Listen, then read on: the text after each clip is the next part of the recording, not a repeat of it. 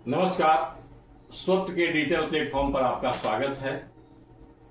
भारत के महान गणितज्ञ वशिष्ठ नारायण सिंह की आज पुण्यतिथि है। हम वशिष्ठ नारायण सिंह की बात करेंगे, उसके माध्यम से वैज्ञानिकों और ज्ञानियों के साथ यहाँ जो हम करते हैं उसकी भी चर्चा करेंगे।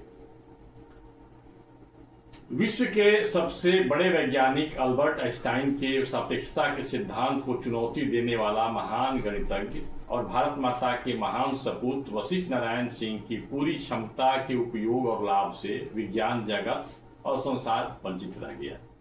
भारत की बांझ राजनीति ने विज्ञान को नई दिशा देने की क्षमता वाले महान विभूति को फटेहाली की दशा में ऐसा पहुंचा दिया कि इलाज के अभाव में 14 नवंबर 2019 को उनका निधन हो गया। गरीबी रेखा के नीचे जीवन बसर करने को मजबूर वशिष्ठ नारायण सिंह की जब पीएमसीएच में मृत्यु हुई तब उनके पार्थिव शरीर को स्ट्रक्चर पर रखकर अस्पताल से बाहर कर दिया गया था। यह बहुत दुर्भाग्यपूर्ण बात है। वशिष्ठ नारायण सिंह जैसे वैज्ञानिक का अमेरिका जैसे देशों में कैसा सम्मान होता है, जानना हो तो अल्बर्ट आइंस्टाइन के जीवन की घटनाओं को जानना होगा।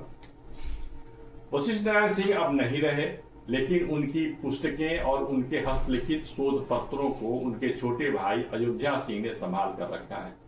उन पुस्तकों और शोध की दृष्टि से अत्यंत महत्वपूर्ण उन पांडुलिपियों को छोटे से घर में संभालना अत्यंत कठिन कार्य है।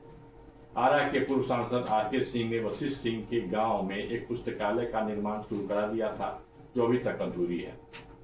लोग आशा कर रहे हैं कि पुस्तकालय का निर्माण पूरा हो जाने के बाद उनकी पुस्तकें सुरक्षित हो जाएंगी, लेकिन इतने से वशिष्ठ बाबू का अधूरा कार्य पूर्ण तो नहीं होगा। उस पर शोध का कार्य यदि आगे बढ़ता है तब उसका कोई मतलब होगा। अब हम वशिष्ठ नारायण सिंह की जीवन यात्रा की थोड़ी चर्चा करते हैं। कैसे एक महान वैज्ञानिक को हम लोग संभाल नहीं सके। वैज्ञानिक इसलिए कहना कि उनके गांव के लोग उनको वैज्ञानिक ही कहते थे और महान गणितज्ञ थे। गणित ही विज्ञान का आधार है। भारत की आजादी की लड़ाई जब चरम पर थी, उसी साल 1942 के अप्रैल महीने में बिहार के भोजपुर के छोटे से गांव बसंतपुर में वशिष्ठ नारायण सिंह का जन्म हुआ था।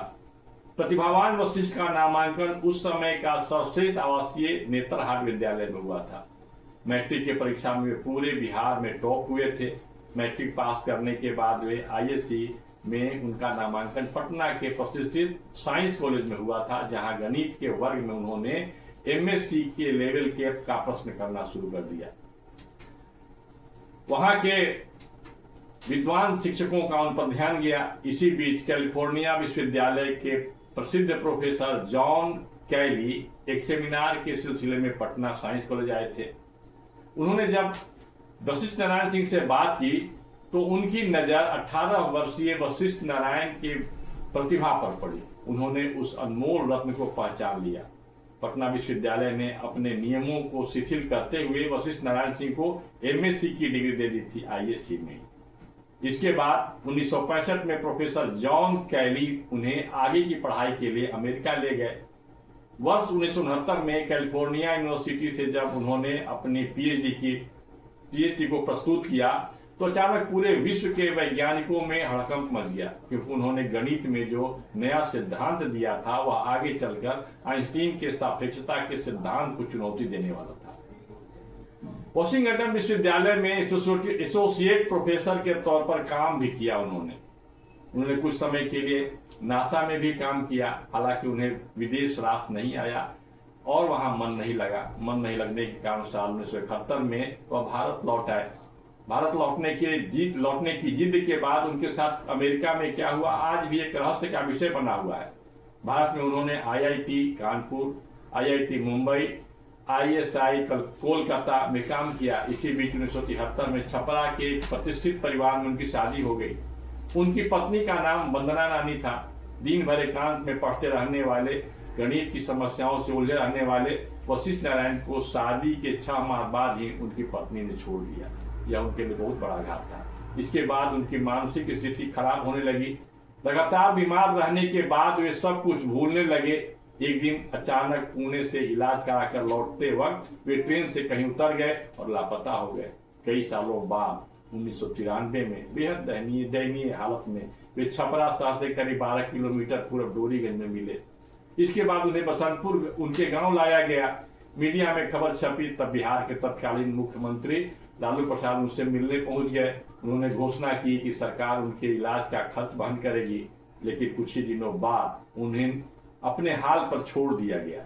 वे गांव में ही रहने लगे, जहां उनकी मां, भाई अयोध्या सिंह, उनके पुत्र, भाई के पुत्र भतीजा मुकेश सिंह देख रेख करते थे अपनी क्षमता के अनुसार। उनका इलाज नियमित होता रहे, साथ ही उनकी पुस्तकें व हस्तलिखित कापियां भी उनके साथ रहे। इसकी व्यवस्था परिजनों को ही करनी पड़ती थी। संकट के उस काल में उद्यमी और राजनेता गोपाल नारायण सिंह मदद के लिए सामने आए। विद्यार्थी परिषद के पूर्व राष्ट्रीय संगठन मंत्री और राजनेता हरेंद्र प्रताप तथा यथासंभव उनकी सहायता में तत्पर रहते थे। सरकार और समाज से उन्हें उतनी सहायता या सहयोग नहीं मिला जितना मिलना चाहिए था। अब हम यहाँ अल्बर्ट आइंस्टाइन के जीवन के कुछ घटनाओं की चर्चा करते हैं, ताकि हम तुलना कर सकें और कुछ निष्कर्ष पर पहुंच सकें। अल्बर्ट आइंस्टीन भूल जाते थे, उन्हें भी भूलने का रोग था। कपड़े भी ठीक से नहीं पहनते थे। उनकी पत्नी अक्सर उन्हें सलाह देती थी कि वह काम पर जाते समय अधिक प्रोफेशनल तरीके से कपड़े पहने, ठीक से कपड़े पहने, लेकिन वह ऐसा नहीं करते थे। फिर भी उनकी पत्नी उनके साथ रही, उनका साथ देती रही। अल्बर्ट आइंस्टीन प्रिंसटन विश्वविद्यालय में जब काम कर रहे थे, तो एक दिन घर जाते समय उन्हें अपने घर का पता याद नहीं रहा।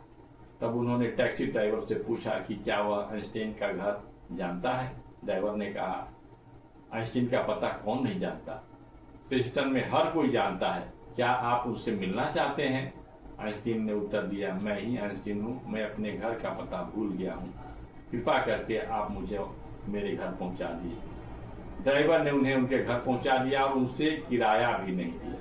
ये दर्द है उनके जीवनी में। आइंस्टाइन के जीवन की एक और घटना का जिक्र यहाँ जरूरी है, क्योंकि वह हमारी आंखें खोलने वाली है। एक बार आइंस्टीन प्रिंसटन से ट्रेन से यात्रा कर रहे थे।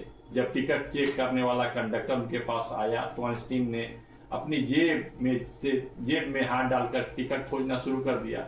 फिर उन्होंने अपनी पैंट की जेब में देखी, लेकिन वहां भी नहीं मिला। इसके बाद उन्होंने अपना ब्रीफकेस खोला, उसमें देखा टिकट वहां भी नहीं था। फिर भी उन्होंने अपने सीट के पास देखा, टिकट वहां भी नहीं था। कंडक्टर ने कहा, डॉक्टर आइंस्टीन, हम जानते हैं कि आप कौन हैं। मुझे यकीन है कि आपने टिकट खरीदा है, चिंता मत करिए। आइंस्टीन ने प्रशंसा में सिर हिला दिया। कंडक्टर आगे बढ़ जाता है। जब वह फिर मुड़कर देखता है, तो महान वैज्ञानिक नीचे झुक करके सीट के नीचे टिकट खोज रहे थे। कंडक्टर उनके पास लौट कर आया, कहा, डॉक्टर आइंस्टीन, चिंता मत करिए, मैं जानता हूं कि आप कौन हैं। आपको टिकट की आवश्यकता नहीं है, मुझे यकीन है कि आपने टिकट खरीदा है। इसके बाद आइंस्टीन ने जवाब दिया, युवा आदमी, मैं भी जानता हूं कि मैं कौन हूं, पर मैं ये नहीं जानता कि मैं कहां जा रहा हूं और भूल चुका हूं। मतलब स्पष्ट है, उन्हें भूलने की बीमारी थी, क्योंकि वे ब्रह्मांड में व्याप्त अनंत ज्ञान के सागर में डूबकर कुछ खोज निकालने में लगे थे। ऐसे मनुष्यों की सामान्य स्मृतियां मंद पड़ जाती है। अमेरिका के लोगों ने अपने इस ज्ञान के सूर्य को अनिष्कारी बादलों से ढकने नहीं दिया। हमारे वशिष्ठ बाबू भी आइंस्टीन के तरह ही ज्ञान के सूर्य थे। उनका भी सामान्य स्मृति मंद हो गया, लेकिन राजनीतिक आजादी के बाद भी भारत का समाज और तंत्र औपनिवेशिक मानसिकता का गुलाम रहा, जिसमें ज्ञानियों से ज्यादा अधिकारियों और भ्रष्ट नेताओं का मान होता है। इस व्यवस्था और मानसिकता ने ज्ञान के सूर्य को ऐसा ढका कि वह सदा के लिए अस्त हो गया। वशिष्ठ बाबू ने आज ही के दिन यानी 14 नवंबर 2019 को बदहाल पीएमसीएच में अंतिम सांसें ली थी। लोग कहते हैं कि पीएमसीएच, किसी को मारना हो तो पीएमसीएच में भर्ती करा दो। उसी अस्पताल में वशिष्ठ बाबू को भर्ती कराया गया था। उनकी स्मृतियों को प्रणाम। आपसे निवेदन है कि आप इस वीडियो को अपने परिचितों के साथ शेयर करें और वशिष्ठ बाबू के सपने को साकार करने में अपना योगदान करें। आज बस इतना ही। नमस्कार।